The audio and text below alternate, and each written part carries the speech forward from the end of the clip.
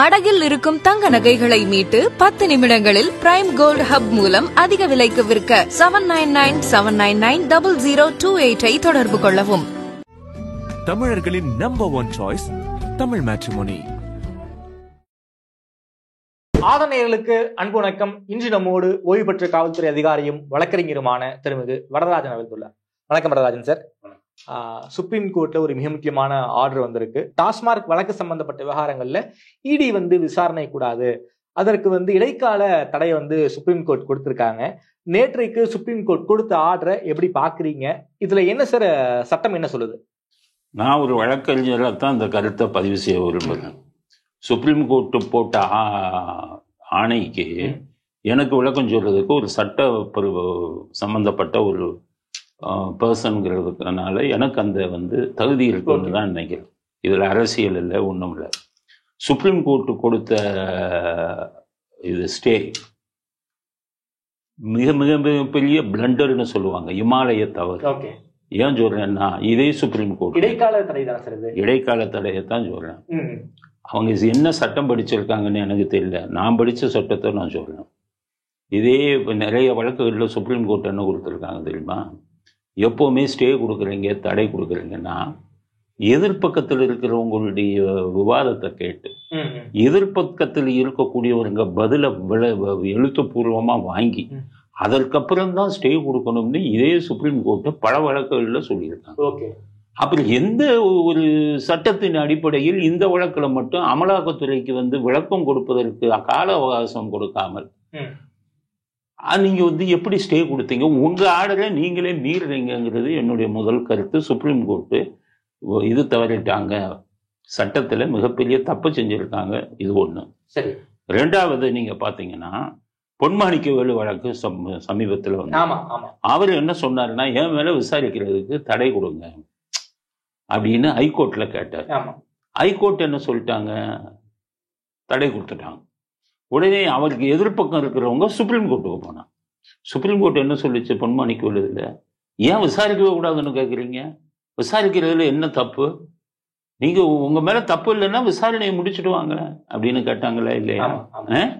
அப்ப இதுல மட்டும் விசாரிக்கவே கூடாதுன்னு எந்த இதுல, எந்த முகாந்திரத்துல, எந்த அடிப்படையில அந்த கருத்தை அவங்க சொல்றாங்க? அது ரெண்டாவது கேள்வி.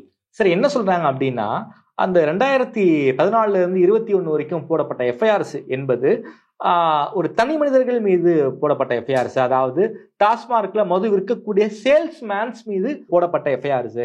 அந்த எஃப்ஐஆரை வச்சு நீங்க எப்படி கார்பரேஷன் மேல இன்வெஸ்டிகேட் பண்ணலாம், கார்பரேஷன் ஆபீஸ்ல புகுந்து நீங்க எப்படி ரைட் பண்ணலாம் அப்படிங்கிற கேள்வியை தமிழ்நாடு அரசு சார்பாக கேள்வி கேட்டிருக்காங்களே சார் சுப்ரீம் கோர்ட்ல. தமிழ்நாடு அரசு சார்பில் கேட்டாங்களா இல்ல சுப்ரீம் கோர்ட்டே அதை கருத்தா சொல்லியிருக்காங்களா? டாஸ்மாக் விஷயத்துல லஞ்ச ஒழிப்புத்துறை போட்டது எதுக்கு? கரப்ஷன் ஆக்ட்ல போட்டிருக்காங்க. PC act, prevention of corruption ஆக்ட்ல போட்டிருக்காங்க. அமலாக்கத்துறை போட்ட வழக்கு பிஎம்எல்ஏ ஆக்ட்ல சட்டவிரோத பணம் பரிமாற்றத்துல போட்டிருக்காங்க. லஞ்ச விஷயத்தை விசாரிப்பதற்கு அமலாக்கத்துறைக்கு அதிகாரம் கிடையாது.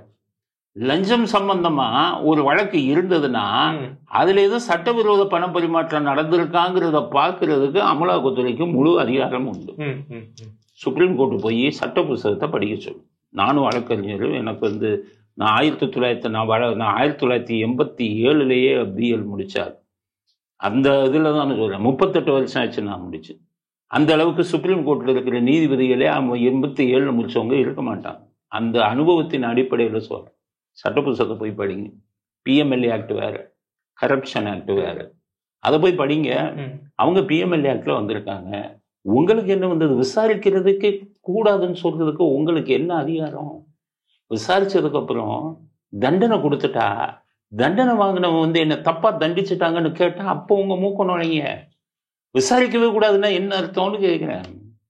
அவங்க 1000 கோடி ரூபாய் அதுல ஊழல் நடந்திருக்குங்கிறது தான் அவங்களுடைய இது வாதம். இன்னொன்னு சுப்ரீம் கோர்ட் என்ன சொல்றாங்க? நிறுவனத்தின் மேல எப்படி நீங்க விசாரிக்கலாம், தனி மனிதர்கள் மேலதான் விசாரிக்கணும் சொல்லியிருக்காங்களா இல்லையா? சொல்லியிருக்காங்க. நான் கேட்கிறேன், நிதி நிறுவனங்கள்லாம் மோசடி பண்ணிடுறாங்கல்ல, கோடிக்கணக்கான பணம். அப்ப யாரு விசாரிக்கிறாங்க? அந்த நிறுவனத்தின் இயக்குநர்களை தானே விசாரிக்கிறாங்க. அப்ப நீங்க எப்படி நிறுவனத்தின் மேல விசாரிக்கிறீங்கன்னு கேட்கறதுக்கு உங்களுக்கு என்ன அதிகாரம்? நிறுவனம்ங்கிறது என்ன? உருவம் இருக்கா? உயிர் இருக்கா? நிறுவனத்தில் இருக்கும் அதிகாரிகளுக்குத்தானே உயிர் இருக்கு. டாஸ்மாக் நிறுவனத்தின் அதிகாரிகளை தானே விசாரிக்கிறாங்க. நிறுவனத்தை நிறுவனத்தை விசாரிக்கவே முடியாத. அதான் நிறுவனத்தில் இருக்கக்கூடிய அதிகாரிகள் அவங்கள விசாரிக்கிறாங்க. அது எவ்வளவு பெரிய ஒரு இதானது. சோ சட்டம்ங்கிறதையே தூக்கி தூர போட்டுட்டு இவங்க இந்த மாதிரி ஒரு இதுல ஸ்டேவை கொடுத்தாங்கன்னா, அன்னைக்கு மணல் கொள்ளையில 5 ஐஏஎஸ் அதிகாரிகளை விசாரிக்கணும்னு இதே அமலாக்கத்துறை கேட்டது. உயர் நீதிமன்றம் முடியாதுன்னுட்டான். உச்ச நீதிமன்றம் என்ன சொன்னீங்க? அவர்கள் நிர்வாகம், மாவட்ட நிர்வாகத்தை நீங்க எப்படி விசாரிக்கலாம் கேட்கலாம். அது மாதிரி கேட்டீங்களா? கேட்கல. இல்லை, 5 பேரையும் நீங்க விசாரிக்கணும் தானே சொன்னீங்க. ஏன்னா ஊழல் நடந்திருக்குன்னு சொல்லி. அப்புறம் நீங்க எந்த முகத்தோட இதுல மட்டும் விசாரிக்க கூடாதுன்னு சொல்றீங்கிறது தான் என்னுடைய சார். அதாவது இடி உள்ள வரணும் அப்படின்னா அங்க சட்டவிரோத பண பரிமாற்றம் நடந்திருக்கணும். இந்த டாஸ்மார்க் வழக்குல அப்படி எதுவும் நடந்திருக்கா அப்படின்னா குற்றம் எங்க இருக்கு, எப்படி நடந்திருக்கு அப்படிங்கறத நீங்க துல்லியமா சொல்லணுங்கிற ஒரு அப்சர்வேஷன் சுப்ரீம் கோர்ட் வச்சிருக்காங்களே சார். படிச்சு பார்த்துட்டு தீர்ப்பு கொடுத்தா வித்தாரு. 5 நிமிஷம் அந்த தீர்ப்பு கொடுத்தது எவ்வளவு நேரம் தெரியுமா? அந்த வழக்கை விசாரிச்சது எவ்வளவு நேரம் தெரியுமா? 5 to 10 நிமிஷம். 5 to 10 நிமிஷத்துல தீர்ப்பு சொல்லக்கூடிய வழக்கா ஒழுங்கா படிச்சு பாத்தீங்களா? Sir interim order sir.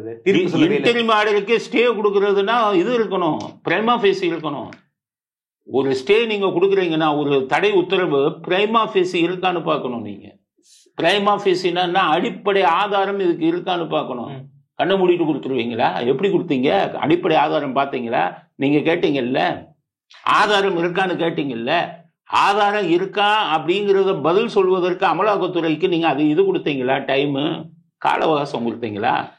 அமலாக்கத்துறையை பார்த்து உங்க ஸ்டே கேட்குறாங்க, உங்களுடைய எழுத்து மூலமா உங்களுடைய கவுண்டரை போடுங்க பதில அப்படின்னு அவங்ககிட்ட பதில வாங்கியிருந்தா நீங்க அவங்க என்னென்ன ஆதாரங்கள் வச்சிருக்கணும் உங்களுக்கு கொடுத்துருப்பாங்களே.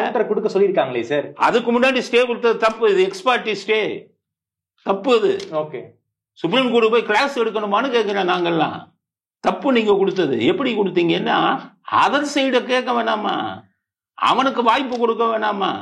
நீ கேட்ட கேள்விக்கெல்லாம் பதில கொடுன்னு 2 பதிலையும் படிச்சு பார்த்துட்டு தானே நீங்க ஸ்டே கொடுத்துருக்கணும். நான் கேட்கறதுலாம் சட்டப்பூர்வமான கேள்விகள். யாரு வேணுனாலும் சுப்ரீம் கோர்ட் தலைமை நீதிபதி கூட பதில் சொல்லட்டும் கேட்கறது தான். நான் ஒரு சட்டம் படிச்சவனா கேட்கிறேன், சட்டத்துல பிராக்டிஸ் பண்ணிட்டு இருக்கிறவனா கேட்கிறேன். இதுல அரசியல் இல்லை, சட்டம்ங்கிறது மட்டும்தான் இருக்கு. அடுத்த கேள்வி கேட்குறீங்களே, சுப்ரீம் கோர்ட் சொல்லலாமா? என்னன்னா கூட்டாட்சி தத்துவத்துக்கு எதிராக இருக்குங்கிறது ஒரு அரசியல் சம்பந்தமான ஒரு வாதம். அதை சுப்ரீம் கோர்ட்டு சொல்லலாமா? இவங்க சொல்லலாம், தமிழ்நாடு அரசாங்கம். நாங்க மாற்று கட்சி மத்தியில பாஜக ஆண்டுகிட்டு இருக்கு, கூட்டாட்சி தத்துவத்தை எங்களை பழி வாங்குறாங்கன்னு அவங்க சொல்லலாம். நீங்க சுப்ரீம் கோர்ட் நீங்க நடுநிலைமையான ஒரு அமைப்பு தானே, கூட்டாட்சி தத்துவத்தை மீறுறாங்கன்னா அதை நீங்க சொன்னீங்கன்னா உங்களுக்கு அரசியல் சாயம் பூசப்பட்டு விட்டதுங்கிறது தானே என்னுடைய. இதே வாதத்தை தமிழ்நாடு கவர்மெண்ட் வச்சிருக்காங்களே சார். 2014 to 21 காலகட்டத்தில் தான் லஞ்ச ஒழிப்புத்துறை 41 கேஸ் போட்டிருக்காங்க. இது டாஸ்மாக் தலைமை அலுவலகத்தின் மீது போடல, டாஸ்மாக்ல வேலை செய்யக்கூடிய நபர்கள் மீது போட்டிருக்காங்க. திடீரென அமலாக்கத்துறை 2025 தான் சோதனை நடத்தியிருக்காங்க. இதுல பல்வேறு நபரை விசாரணை பண்ணியிருக்காங்க. ஃபார் எக்ஸாம்பிள் டாஸ்மாக் உடைய எம்டி விசாகன், மேனேஜர் சங்கீதா உள்ளிட்ட பல பேர் விசாரணை பண்ணியிருக்காங்க. அவங்களுடைய போனை பறிமுதல் பண்ணி அதை குளோன் பண்ணியிருக்காங்க. இது தனி மனித உரிமைக்கு எதிரானதுங்கிற ஒரு வாதத்தையும் தமிழ்நாடு அரசு வச்சிருக்காங்களே சார். அது சுப்ரீம் கோர்ட் ஒத்துக்கிட்டாங்களான்னு கேட்கிறேன். போனை வாங்குறது தனி மனித உரிமையை பாதிக்கிறதுன்னா விசாரணை அப்படின்னு வரும்போது இப்ப எத்தனை பேரை நீங்க குற்றவாளிகள் இது பண்ணும் போதெல்லாம் கார்ன் ஹிஸ்டரின்னு எடுக்கிறாங்களே, அப்ப தனி மனித உரிமை பாதிக்காதா? போனை க்ளோன் பண்ணிட்டாங்கங்கறாங்க. க்ளோன் எல்லாம் பண்ண முடியாதுங்க. போனை என்னத்தை க்ளோன் பண்ண முடியும் கேளுங்க. அப்படியே காப்பி பண்ணிக்கிட்டாங்கங்கறாங்க. போன் என்ன க்ளோனிங் இல்ல, காப்பி பண்ணிருக்காங்கன்னு சொல்லணும். க்ளோனிங்னா ஒரு இது மாதிரியே இன்னும் உன்னை உருவாக்குவதுதான் க்ளோனிங். ரைட்டா? புரியுதா உங்களுக்கு? க்ளோனிங்க்கு டிக்ஷனரியில போய் மீனிங்க பார்க்க சொல்லுங்க, விவாதம் பண்ண. க்ளோனிங்கிறது ஜெராக்ஸ் க்ளோனிங் இல்ல, ஒரு பொருளை போல் அப்படியே டிட்டோ இன்னொரு பொருளை உருவாக்குறது க்ளோனிங். அவனுடைய மீனிங் வேற, காப்பி எடுக்கிறது வேற. ஜெராக்ஸ் காப்பி, அது க்ளோனிங் கிடையாது. போன் எடுக்கிற எல்லா தரவுலையும் ஒரு காப்பி எடுத்துட்டாங்கிறதுல க்ளோனிங்கிற வார்த்தை யூஸ் பண்றாங்க. தப்பு. அது முட்டாள்கள் இப்பதான் அவங்க பேசுவாங்க. நான் எதுக்கு சொல்றேன், அப்ப சிம் கார்டு இருக்கு, சிம் கார்டை க்ளோனிங் பண்ணலாம். நீங்க சிம் கார்டை க்ளோனிங்னா அதே மாதிரி ஒரு சிம் கார்டு நீங்க உருவாக்கணும், அதுதான் க்ளோனிங். இப்போ ஒரு குழந்தை குளோனிங் பண்றாங்கல்ல, குழந்தை பிறக்கும்போது குளோனிங், அதே இதுங்களை வச்சு அதே அந்த மனிதனுடைய இவங்களை அணுக்களை வைத்து அந்த மனிதர் மாதிரியே உருவாக்கக்கூடிய ஒரு டெக்னிக் தான் குளோனிங். அது காப்பி பண்ணுறத குளோனிங்னு வராது. அது தமிழ்நாடு அரசாங்கம் வந்து இந்த இவங்களை இது பெட்டிஷன் ஃபைல் பண்ணாங்கல்ல, அவங்களெல்லாம் போய் இதை படிச்சுட்டு வர சொல்லணும்.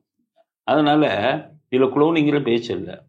என்னன்னு கேட்டீங்கன்னா, ஃபோன் வச்சுருக்காங்க, ஃபோனில் யார்கிட்ட இருந்து ஃபோன் வந்தது, யார்கிட்ட பேசியிருக்காங்க அப்படின்னு பார்க்குறதுல என்ன தப்பு? அது ஒன்றும் சட்டத்துக்கு அதில் ஐடி ஆக்டுக்கு எதிராக இல்லையா?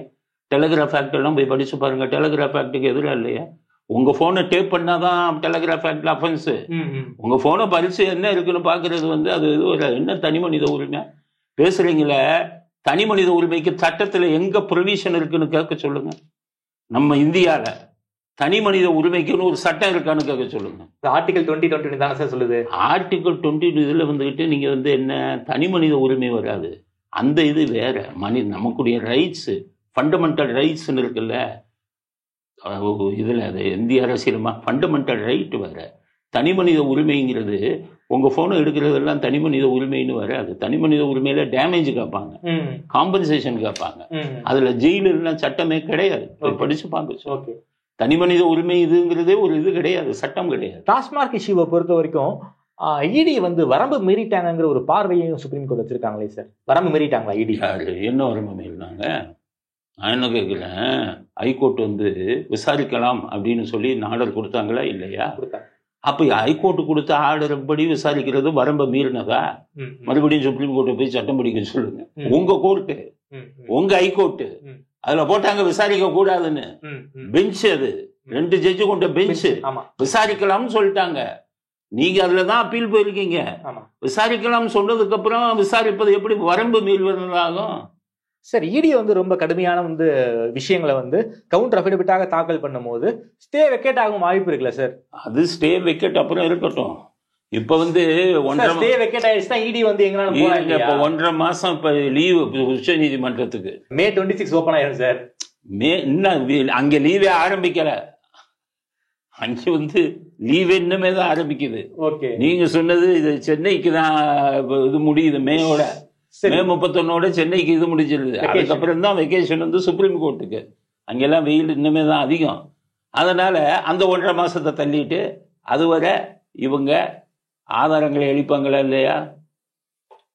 அரசாங்கம் இவங்க கையில தானே இருக்கு. ஆதாரங்களை அளிப்பாங்களா இல்லையா? ஆக நீங்க வந்து இதை தள்ளி போடுவதற்கு குற்றவாளிகளுக்கு துணை போயில் இருக்கிறீர்கள். உச்ச நீதிமன்றமாக தான் என்னுடைய தீர்ப்பு விமர்சிக்கிற நினைக்காதீங்க. போய் அதையும் சட்டத்தை படிக்க சொல்லுங்க உச்ச நீதிமன்ற நீதிபதிகளை.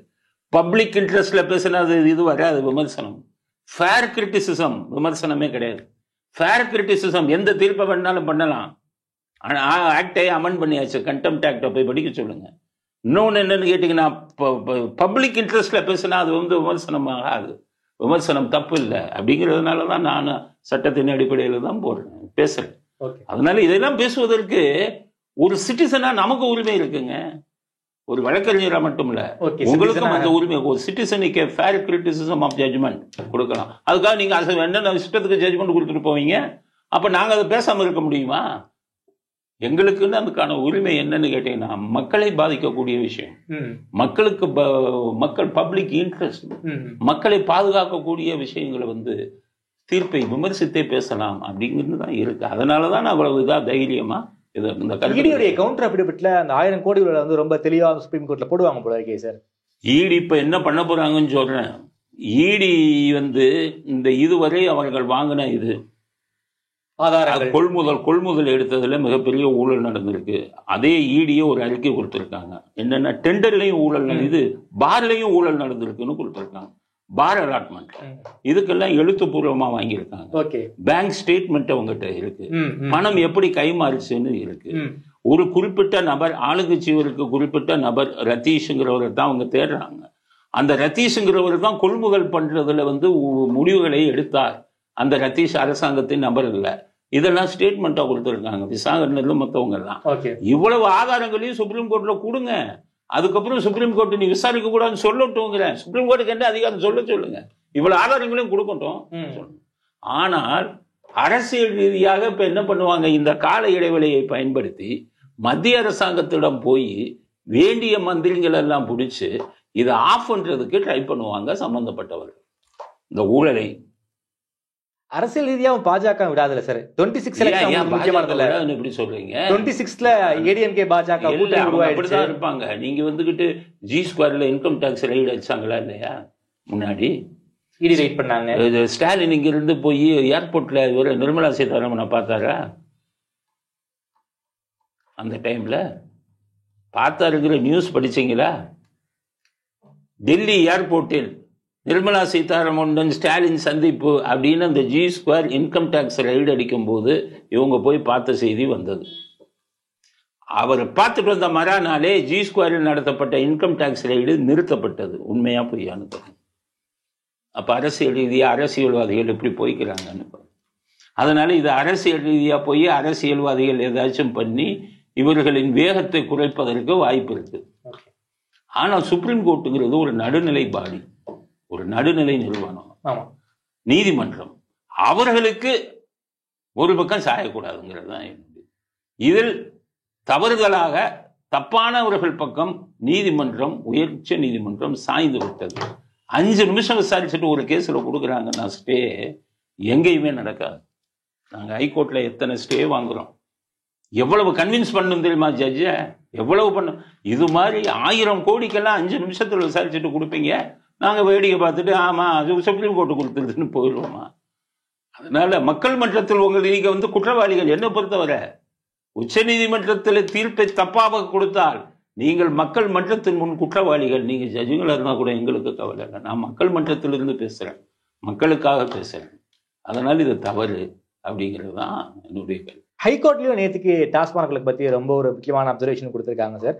41 எஃப்ஐஆர் போட்டிருக்கீங்களே, அந்த 41 எஃப்ஐஆருடைய தற்போதைய ஸ்டேட்டஸ் என்ன அப்படிங்கிறத சென்னை ஹைகோர்ட் கேட்டிருக்காங்க.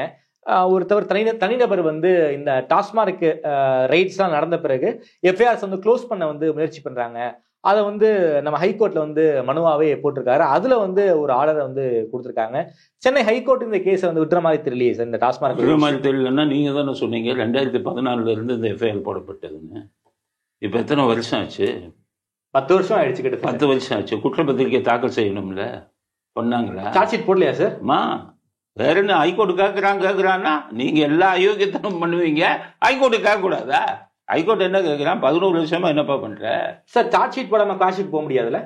எஃப்ஐஆர் குவாஷன் தனியா இருக்கு, சார்ஜ் ஷீட் குவாஷன் தனியா இருக்கு. ஓகே. எஃப்ஐஆர் ஸ்டேஜ்ல இருந்தா நீங்க எஃப்ஐஆர் குவாஷனும் போடலாம். ஓகே. சார்ஜ் ஷீட் போட்டாங்கன்னா அதை மாத்திக்கிட்டு சார்ஜ் ஷீட் குவாஷனும் போடலாம். ஓகே. இது குற்றப்பத்திரிக்கை. நான் கேட்கிறேன், இத்தனை வருஷம் வச்சிருக்கீங்கல்ல, யாரு உங்க லஞ்ச ஒழிப்பு சார்ஜ் ஷீட் போட்டீங்களா?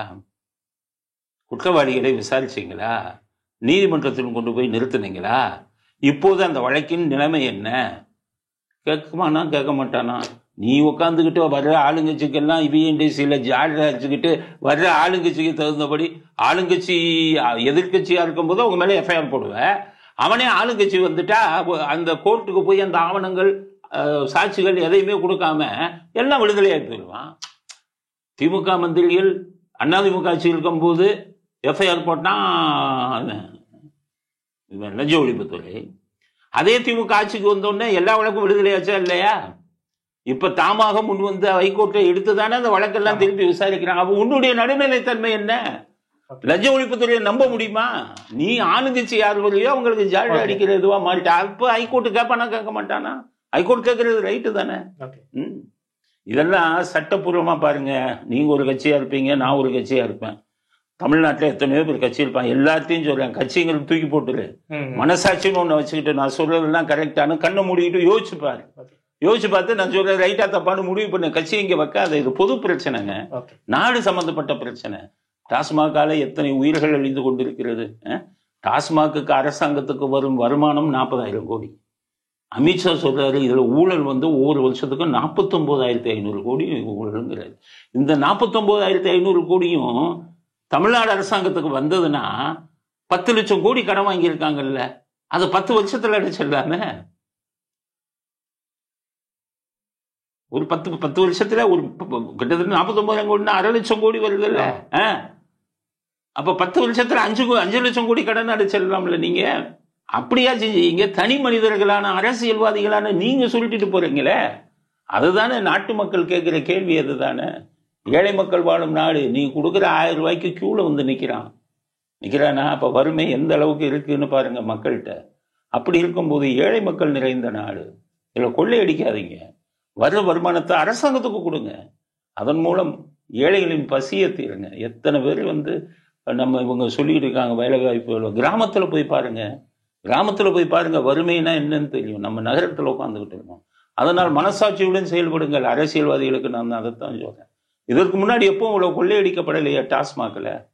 இப்ப அவ்வளவு கொள்ளையடிக்கப்படுகிறது. கொள்முதல்ல வந்து இப்ப என்ன பிரச்சனை? அவங்களுக்கு வேண்டிய கம்பெனிகளுக்கு கொள்முதல் பண்றாங்க. அப்ப மற்றவர்களுக்கு கொடுக்கறது இல்லை. மற்றவர்களும் உங்க கட்சி சேர்ந்தவங்க. இப்ப வந்து உங்களுக்கு இதுல வந்து ஈடியில போய் போட்டு கொடுத்தது உங்க கூட இருக்கிற மற்ற கட்சி, உங்க கட்சிக்காரவங்க தான் போட்டு கொடுத்தது. என்ன சார்? ஆமா, ஈடிக்கு போட்டு கொடுத்தது யாரு? ஒவ்வொரு ஜெகத்ரிச்சனுக்கு ஒரு கம்பெனி இருக்கு, டிஆர் பாலுக்கு ஒன்று இருக்கு, கனிமொழிக்கு பினாமியில் இருக்கு, திமுகவுக்கே அந்த சிஎன்ஜி ஒன்று இருக்கு, எஸ்என்ஜி டிஸ்டிலரிஸ். அது இவங்களுடைய பினாமி கம்பெனி, கட்சிக்கார கம்பெனி. 5-6 கம்பெனி வச்சிருக்கீங்க. கொள்முதல் குறிப்பிட்ட 2 பேர் மேல 2 பேர்கிட்ட எடுக்கிறீங்க. மற்றவங்களும் கட்சிக்காரன். அவன் என்ன யோசிக்கிறான்? என்னடா நம்மகிட்ட கம்பெனியில் எடுக்காம இவங்க குடும்ப கம்பெனிலையும் இதில் எடுக்கிறீங்கன்னா அவன் என்ன பண்ணுவான்? ஈடிக்கு போட்டு கொடுக்குறான். பாருங்க கொள்முதல்ல இவ்வளவு ஃப்ராடு பண்றான். போட்டு கொடுத்தது யாரு? உன் ஆளு தானே. எழுதி வச்சுக்கோங்க நான் சொல்றது. எதிரையும் உங்க ஆளுதான். சும்மாவா வந்தான்? இவன் நீங்க கொடுத்தோன்னா விசாரிச்சான். ஆமான்னு இருக்கு, வரான். வந்தா நீங்க காமிக்க வேண்டிய அதெல்லாம் ஒன்றும் இல்லைப்பா, டெண்டர் விட்டு தான் எடுக்கிறோம், முறைப்படி தான் எடுக்கிறோம். இவங்கெல்லாம் குறைந்த விலையை கோட் பண்ணாங்க, லோயஸ்ட் டெண்டரை தான் நாங்கள் அக்செப்ட் பண்ணோம் நிரூபி. அதை விட்டுட்டு என்னை விசாரிக்கவே கூடாதுன்னு 1008 அயோக்கியத்தனம் பண்ணுவோம்ப்பா.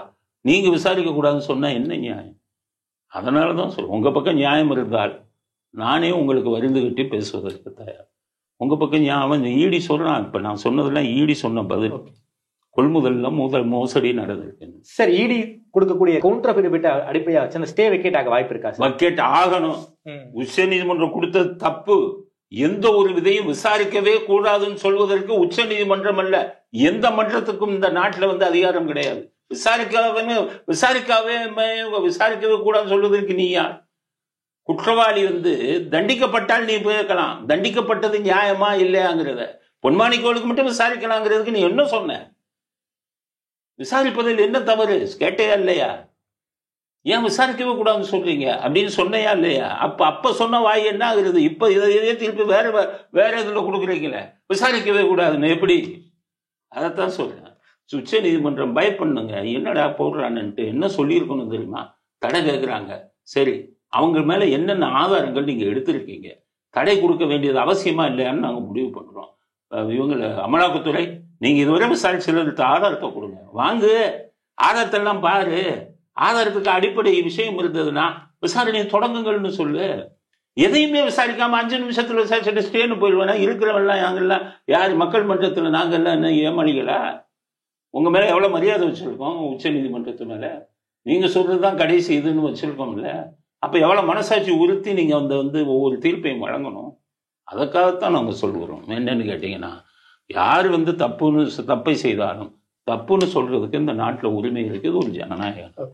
அதன் அடிப்படையில நான் ஒரு லீகல் பர்சன், சட்டம் படித்தாலும் இது சட்டத்துல தப்பு நடந்திருக்குங்கிறத என்னால உணர முடியும். என்னுடைய உணர்வுகளை தமிழ்நாடு மக்கள்கிட்ட பகிர அவ்வளவுதான். வேற ஒண்ணும் யாரையும் தாக்கணுங்கிறதெல்லாம் எங்களுடைய எண்ணம். ஓகே சார், இந்த டாஸ்மார்க் வழக்கு சம்பந்தப்பட்ட இடைக்கால தடை பற்றி உங்க பார்வையை ரொம்ப விரிவாக வச்சிருக்கீங்க. நேரம் குறித்து பேசி நன்றி.